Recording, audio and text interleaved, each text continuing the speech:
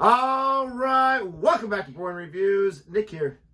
Gabe, the Night Watchman. And Gabe and I are here and excited to listen to AC/DC, his first time technically. We reacted to Thunderstruck.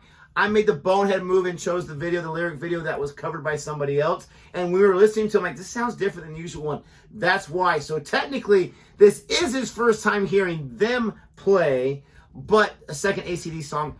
Which one are we checking out today? We're checking out Back in Black. Now, let me ask you a question. Is that a popular title song? Because I've heard Back in Black, the title of those songs, but it wasn't AC/DC. Yeah. I think there might even be a rap song, Back in Black. You know what I mean? There might have been a play on it, but this is a very, very famous song. I guarantee right when it starts off, like, oh yeah, I've heard this in a movie or on this or that.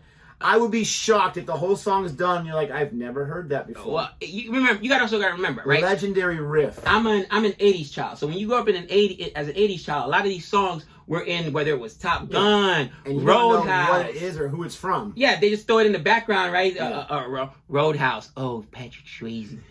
Dude, my wife had never seen The Cleaner. My wife had never seen Roadhouse. I had never seen it either until a few years ago when you told me about it. Friendship over.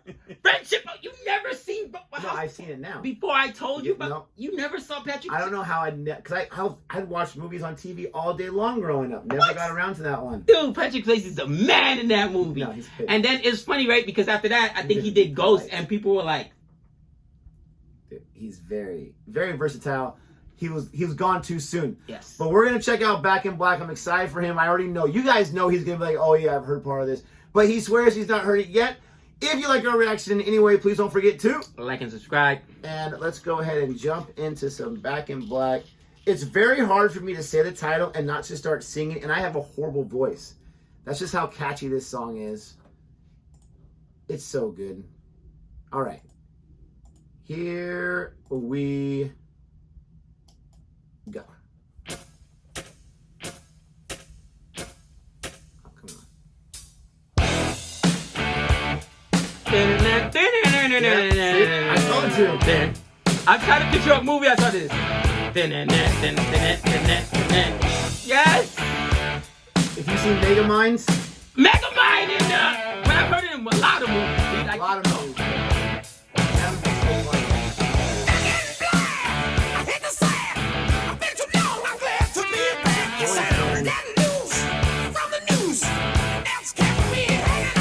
Always wear that hat.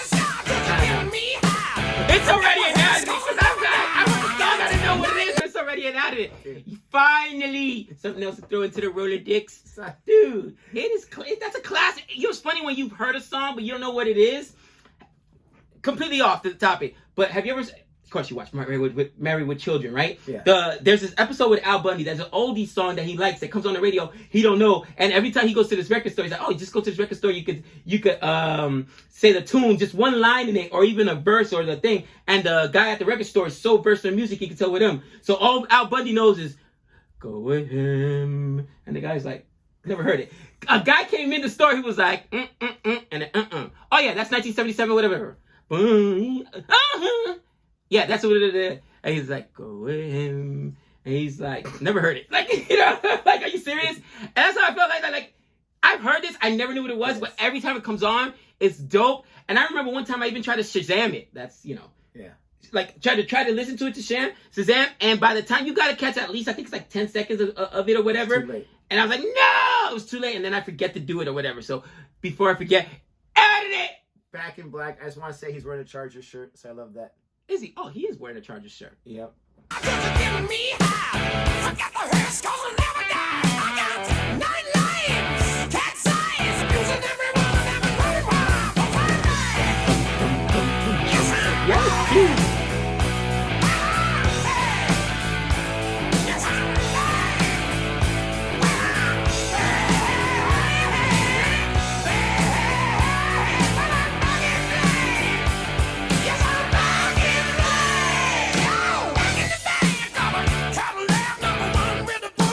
That was the guy in the schoolboy outfit.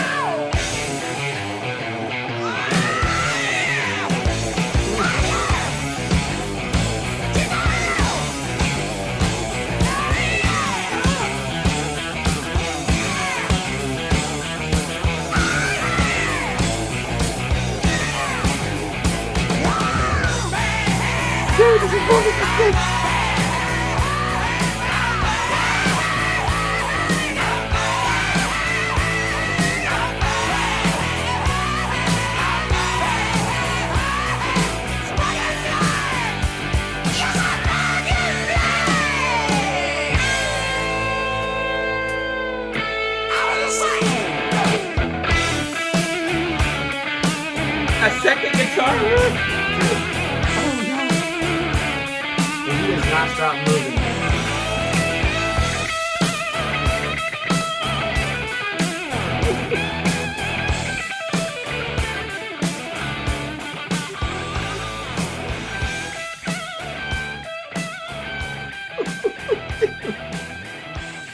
Woo! Oh, Isn't that song just so much fun? that is so much fun. Again, I can't even tell you the movies I've seen it. I've heard it in before. I didn't know it was Back in Black. Like, I'm actually excited to be able to throw it in the Rolodex. You know what's funny? I was thinking to myself, and maybe it's made up. You remember the first time I remember like somebody going nuts, and that's why I thought, okay, that's what rock and roll is, and that's what I kind of like as far as rock and roll is concerned. Back to the Future. Yeah. What Sorry, is be good. what is he playing when he goes the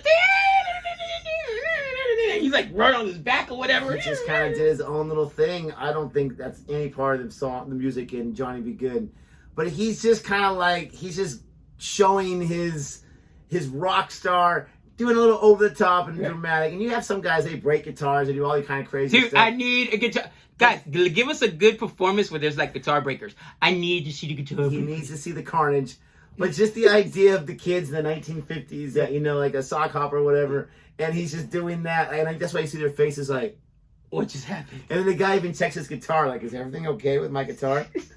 That is hilarious. Let me ask you a question. And at the beginning, what's that song that opens up to Back to the Future? Because that's also a guitar riff that That's I've heard. Power of Love from Huey Lewis and the News. Okay, so I've heard that before, but I didn't know who it was or whatever. Huey Lewis and the Okay. News, yes. Oh, I always thought that was an interesting name, but they have some great songs. They're the ones that came up with, is it Need a New Drug? Or Power, I don't know. They have a song that Ghostbusters ripped off, and that caused a whole controversy. The whole, really? yeah, it was originally their song. Okay. Ghostbusters sounds exactly the same, just different lyrics, obviously. Love it, love Yes. it. That's classic. And you know, it's you know, that's a funny thing when you talk about music and you talk about the history of music or whatnot. Like, there's so many different little nuances to it. You know, people ripping off other people's stuff, bands breaking up. Like, I didn't realize like all the different iterations of who ended up breaking up and then and ended up you had told me before